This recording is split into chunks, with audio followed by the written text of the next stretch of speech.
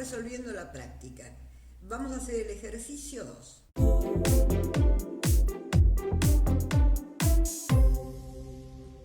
Observen que en el texto de la práctica nosotros hemos incluido una lista de las leyes del álgebra de conjuntos que afectan a la unión y a la intersección. Comencemos probando la ley asociativa, que está asignada con el 1A. Esta ley asociativa se refiere a la unión. Nosotros ya sabemos que la ley asociativa respeta la característica binaria de las operaciones. La unión es binaria, entonces nos dice que podemos hacer primero esta unión y luego esta, o primero esta unión y luego esta.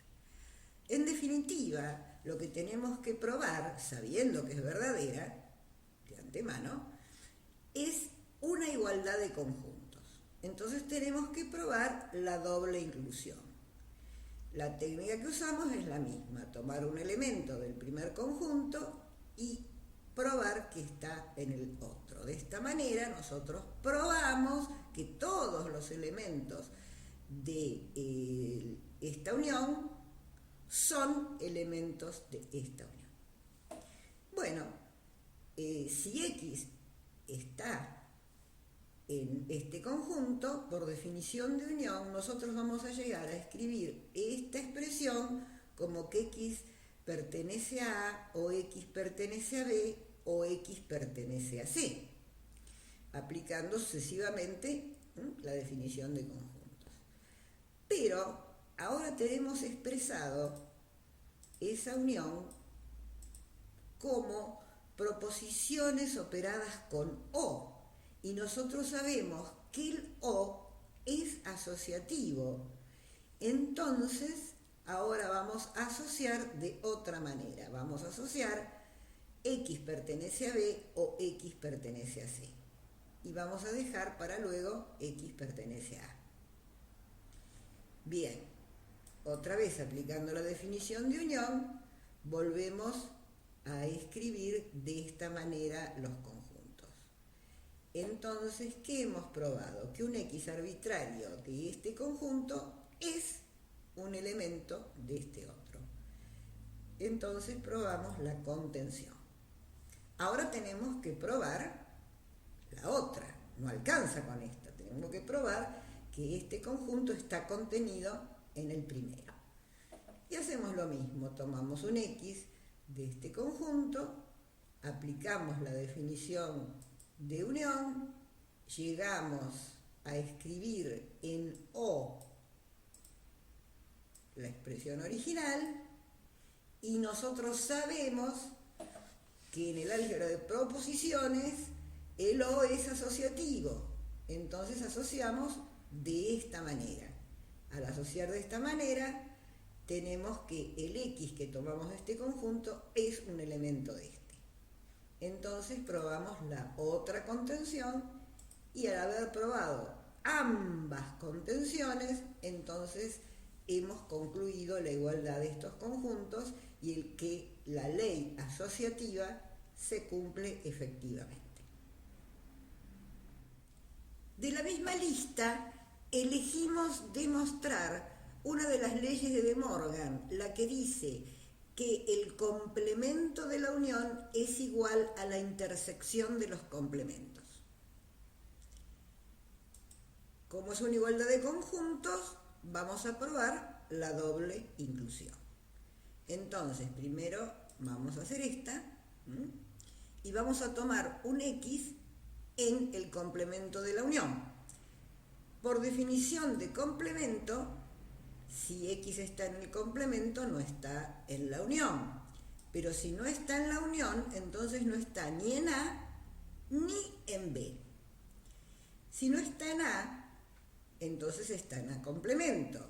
Y si no está en B, entonces está en B complemento. Pero este I me está diciendo que X está en la intersección de A complemento con B complemento. Hemos probado entonces que todos los elementos de este conjunto son elementos de este conjunto, y es la contención que queríamos. tenemos que probar ahora la otra contención, que la intersección de los complementos es subconjunto del complemento de la unión. Entonces tomamos un elemento de la intersección. Por definición de intersección, concluimos que X está en A complemento y X está en B complemento. Pero si está en el complemento de A, X no está en A. Y si está en el complemento de B, no está en B. Pero si no está ni en A ni en B, entonces no está en la unión. Y si no está en la unión, está en el complemento de la unión. Muy bien. Hemos probado que todos los elementos de la intersección de los complementos son elementos del complemento de la unión. Hemos probado la otra inclusión. Por lo tanto, concluimos la igualdad y que se cumple esa ley de De Morgan. Pero observemos algo. Nosotros en esta demostración de igualdad de conjuntos hemos utilizado solamente definiciones. Cuando nosotros usamos definiciones o leyes o propiedades ya conocidas, estamos autorizados a avanzar con sí y solo sí. Avanzamos en la demostración utilizando sí y solo sí. ¿Qué efecto tiene esto?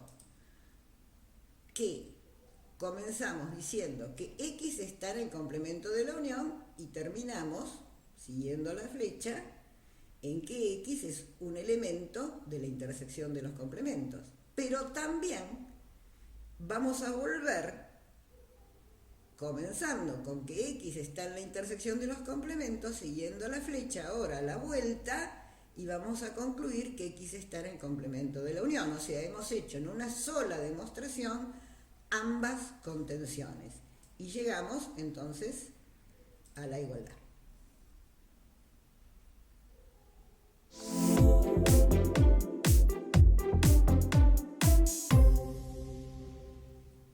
En el ejercicio 3 encontramos una serie de conjuntos definidos y nos piden describir sus elementos y en cada caso verificar si están contenidos o no en el conjunto de los naturales. Veamos P. P es un conjunto de números naturales, pero pares. Ya por su propia definición, o sea, 2, 4, 6 y así, es un subconjunto de los números naturales.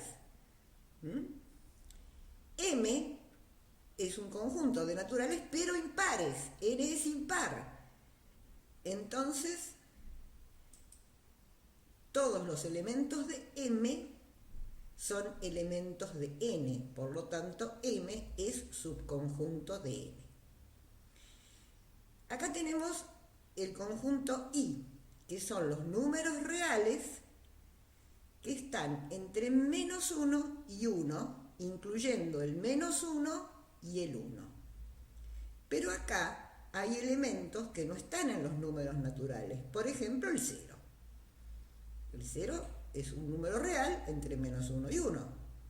Pero 0 no pertenece a los naturales. Ya hemos encontrado un contraejemplo que nos muestra que no es cierto que todos los elementos de I son elementos de N.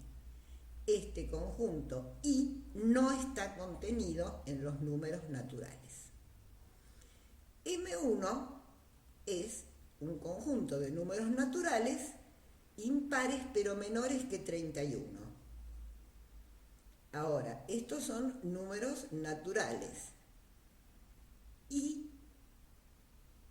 todos los elementos de este conjunto nosotros podemos ver que están contenidos en N. Es más, están contenidos en M, porque M es el conjunto de los naturales impares, y estos son los impares menores que 31. O sea, este conjunto M1 está contenido en M, y como M está contenido en los naturales, M1 va a estar contenido en los naturales.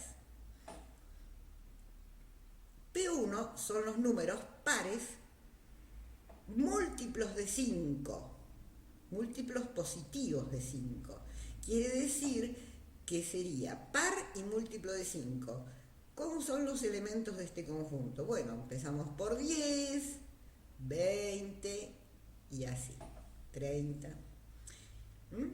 Y este conjunto, 10, 20, 30, son todos números naturales, por lo tanto, P1 está contenido en N. Bueno, ya hemos hecho la descripción y hemos concluido que todos están contenidos en el conjunto de los naturales, menos el intervalo de números reales entre menos 1 y 1. Bueno, nos pide hacer algunos cálculos, vamos a calcular. La intersección entre los naturales pares y los naturales impares, obviamente es vacío porque no hay ningún elemento que cumpla ambas condiciones. En el inciso D nos dice, calcule P menos P1 intersección I. P1 que era 10, 20, 30 y así. Y I es el intervalo entre menos 1 y 1. Pero la intersección de estos dos conjuntos es vacía, porque el número más grande de I es 1 y el número más chico de P1 es 10. Son disjuntos. La intersección es vacía. Entonces P menos el vacío me queda P. En el inciso H nos pide la diferencia simétrica entre el intervalo de números reales entre menos 1 y 1 y los números naturales. Vamos a utilizar esta definición de diferencia simétrica. Vamos a escribir que la diferencia simétrica entre I y N es la unión de esos conjuntos menos la intersección. Ahora, la intersección entre I y N, acuérdense que I es un intervalo entre menos 1 y 1, donde está el menos 1 y el 1. Entonces esta intersección va a ser solamente el número 1. Y esta unión, bueno, la expresamos de esta manera. Ahora, ¿cómo nos quedó? Esta unión menos el 1. Quiere decir que tengo que sacar tanto el 1 de aquí como el 1 de aquí. El 1 no puede estar, lo tengo que sacar, restar. Entonces, ¿cómo lo saco del intervalo? Escribiendo cerrado en menos 1 y abierto en 1, para que el 1 no esté. Unido con N menos el número 1.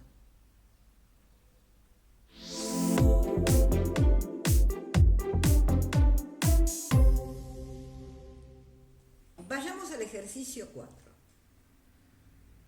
En el ejercicio 4, su inciso A, nos pide que probemos que, dados los conjuntos A, B y C, tales que A está contenido en B y B está contenido en C, entonces podemos decir que A está contenido en C. Nosotros tenemos que probar esta contención, esta que tenemos acá, que es la tesis, y va a ser cierta, pero bajo estas condiciones. Cuando nosotros probábamos, por ejemplo, la ley de De Morgan, no había condiciones, es una ley que se cumple siempre. En cambio, esta tesis se va a cumplir cuando se den ciertas condiciones. De todas maneras, para probar esta contención, tomemos un elemento cualquiera de A y veamos que es un elemento de C. Si X está en A, entonces, por hipótesis, como A es subconjunto de B, X va a estar en B. Pero si X está en B, por hipótesis, como B es subconjunto de C, entonces X está en C. Tomamos un elemento en A y probamos que ese elemento está en C. Entonces, ¿qué es? ¿Qué podemos concluir? Que A es subconjunto de C. El ejercicio 4, en su inciso B, nos pide explicar esta cadena de contenciones. Nosotros la vamos a explicar tomando los conjuntos de A2. Primero vamos a explicar esta contención. Pero nosotros sabemos que el conjunto de los naturales tiene como primer elemento el 1, por los axiomas de Peano que vimos en su momento. Y este conjunto tiene solamente un elemento que es el 1. Quiere decir que todos los elementos de este conjunto son elementos de los naturales. Entonces, el conjunto 1 es subconjunto de N. Ahora vamos a tomar estos dos. Vamos a probar que N es subconjunto de N0, por lo menos lo vamos a explicar. Ahora, por definición, ¿qué es N0? Son los naturales unión el 0. Pero si por definición N0 está formado por todos los números naturales, quiere decir que todos los elementos de N son elementos de N0. Por lo tanto, se da la contención. Vamos ahora con N0 es subconjunto de Z. Z son los enteros. ¿Cómo se definen los enteros? Todos los naturales negativos, unión el 0, unión los naturales. Pero esta unión nos da N0. Entonces, como Z es menos N unión N0, todos los elementos de N0 son elementos de Z. Y entonces los naturales con el 0 es un subconjunto de los enteros. Veamos ahora estos dos, que nos dice que los enteros es un subconjunto de los racionales. ¿Pero qué son los racionales? Los racionales son estas fracciones donde B no es 0 y A y B son enteros. Si nosotros tomamos un elemento de este conjunto y probamos que está en los racionales, entonces hemos probado la contención. Tomemos ese elemento. Z es un entero, pero un entero lo puedo escribir como Z sobre 1, o como 2Z sobre 2, o como 3Z sobre 3. O sea, lo puedo escribir como una fracción, como K por Z sobre K, con K que no sea 0.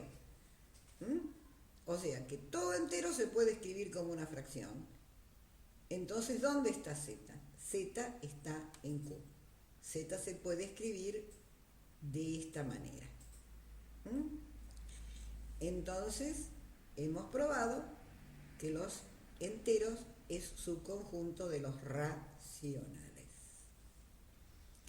Veamos ahora que los racionales es subconjunto de los reales, pero por la propia definición de los reales, que son los racionales unidos los irracionales, ya de acá sabemos que todos los elementos de Q están en R. Y por último, vamos a probar que los reales es subconjunto de los números complejos. Pero los números complejos, ¿qué son? Aquellos que se pueden escribir como A más BI, donde A y B son números reales. Si tenemos X que está en R, X lo puedo escribir como X más 0i. Pero al escribirlo de esta manera,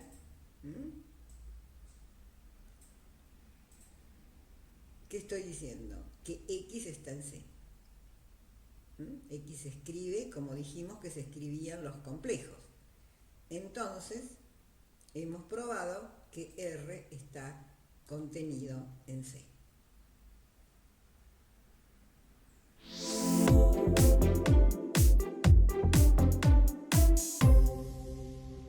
El ejercicio 5 nos propone una cantidad de demostraciones bastante grande, porque fíjense que es una cadena de sí y solo sí.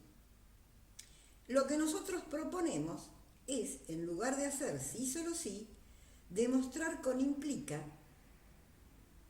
y luego, finalmente, esta proposición tomarla como hipótesis y esta como tesis y cerrar el círculo. Esto es equivalente a hacer una cantidad bastante grande de demostraciones con sí, solo sí. Comencemos la demostración demostrando esta implicación. Fíjense que voy a demostrar la implicación, no el sí, solo sí, ¿eh? Nuestra hipótesis dice que A está contenido en B y nuestra tesis nos dice que entonces A intersección B es A. Tenemos que probar esta igualdad de conjuntos.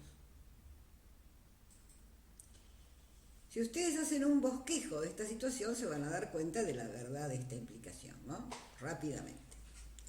Vamos a tomar un elemento de la intersección y vamos a ver que está en A. Si X está en la intersección, entonces está en A y en B. Pero, por hipótesis, como A está contenido en B, cuando nosotros decimos que X está en A, ya estamos diciendo que está en B. No es necesario decir que está en B. Entonces nos quedamos, simplificamos y decimos X está en A. ¿Qué hemos probado? Que si X está en la intersección, entonces está en A. Todos los elementos de la intersección están en A. Entonces, A intersección B es subconjunto de A. Veamos la otra contención, que A está contenido en A intersección B.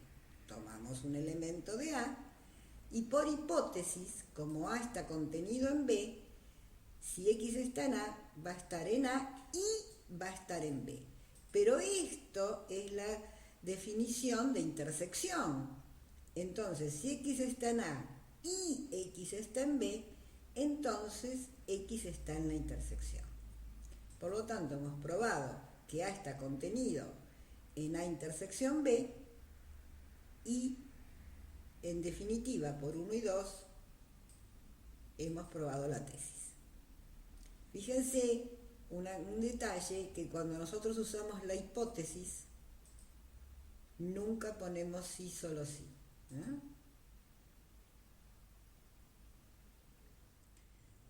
Continuemos con las demostraciones. Ahora nos toca probar que si A intersección B es A, entonces A unión B es B. Fíjense que es un entonces. Ahora, la tesis nuestra es una igualdad de conjuntos, por lo tanto probaremos la doble contención. Primero vamos a probar que A unión B está contenido en B. Para eso tomamos un elemento de la unión y por definición vamos a decir que X va a estar en A o que X va a estar en B. Ahora, la hipótesis nos va a permitir cambiar este A por A intersección B. Entonces, finalmente nos quedó que X está en A intersección B o que X está en B. Pero por definición de intersección, esta intersección se va a escribir que X está en A y X está en B. Pero como acá tenemos dos operaciones, vamos a aplicar la propiedad distributiva. Vamos a decir que X está en A o X está en B y que X está en B o X está en B. Ahora, esta última operación nos va a dar que X está en B. ¿Por qué? Porque P o P equivale a P. Entonces, X está en B o X está en B directamente es esa expresión. Pero ahora a nosotros nos interesa que X esté en B, porque fíjense que nosotros tomamos un elemento cualquiera de aquí y queremos ver que ese elemento esté en B. Entonces, por simplificación, nos vamos a quedar, como acá hay un I, nos vamos a quedar solamente con que X esté en B. Por lo tanto, hemos probado que A unión B está contenido en B. Todavía nos falta probar la otra contención, que B está contenido en A unión B.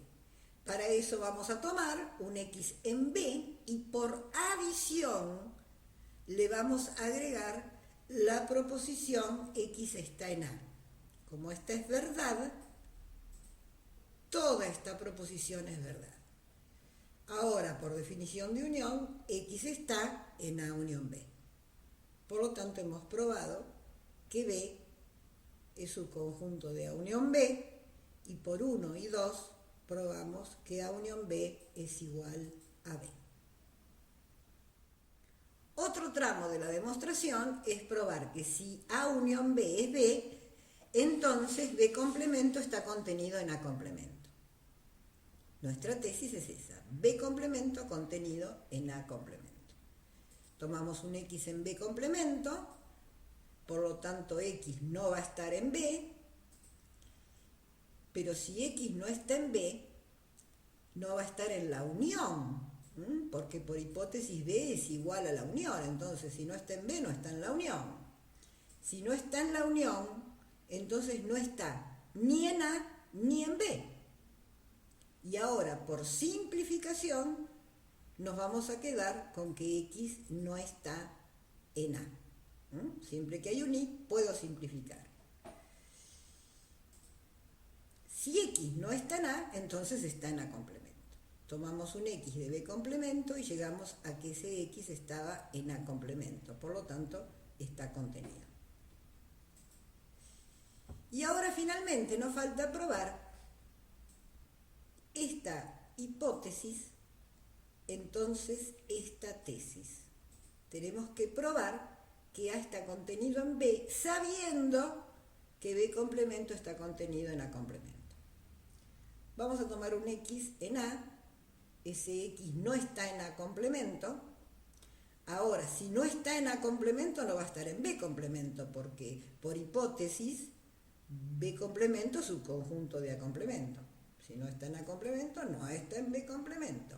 Por definición de complemento, si no está en B complemento, está en B. Quiere decir que tomamos un X de A y llegamos a ver que ese X estaba en B. Por lo tanto, A está contenido en B. Y hemos probado la última parte de nuestra demostración. El ejercicio 5 en su inciso B nos dice que probemos que A, diferencia simétrica B, es igual a vacío si y solamente si A es igual a B. Acá tenemos nosotros un sí y solamente sí. Vamos a tratar de hacer una demostración que nos lleve de la hipótesis a la tesis, aplicando definiciones, propiedades, leyes que nos permita en cada paso utilizar el sí y solo sí. Entonces, partimos de la hipótesis, vamos a hacerlo en forma directa y veamos si llegamos a esta igualdad. La diferencia simétrica entre A y B es igual a vacío. Vamos a usar la definición de diferencia simétrica que dice que la diferencia simétrica entre A y B es A menos B unión B menos A. Y vamos a decir que eso es igual a vacío, porque acá hay una igualdad. Bien, ahora, si una unión es igual a vacío, ¿cómo tienen que ser los conjuntos que estamos uniendo? Bueno, tienen que ser conjuntos vacíos. Y nos queda que A menos B es vacío y que B menos A es vacío. Ahora, si A menos B es vacío, quiere decir que cuando hacemos esta diferencia, A se queda sin ningún elemento. Y eso significa que A es subconjunto de B. Lo mismo B. Si nosotros hacemos la diferencia B con A y nos queda vacío, quiere decir que B es subconjunto de A. Finalmente, por la definición de diferencia, A es subconjunto de B y B es subconjunto de A. Pero si A es subconjunto de B y B es subconjunto de A, entonces, por la definición de igualdad, A es igual a B. Quiere decir que en todos los casos hemos utilizado definiciones y eso nos permitió en todos los casos utilizar el sí y solo sí. Por lo tanto, no hay nada más que agregar a esta demostración.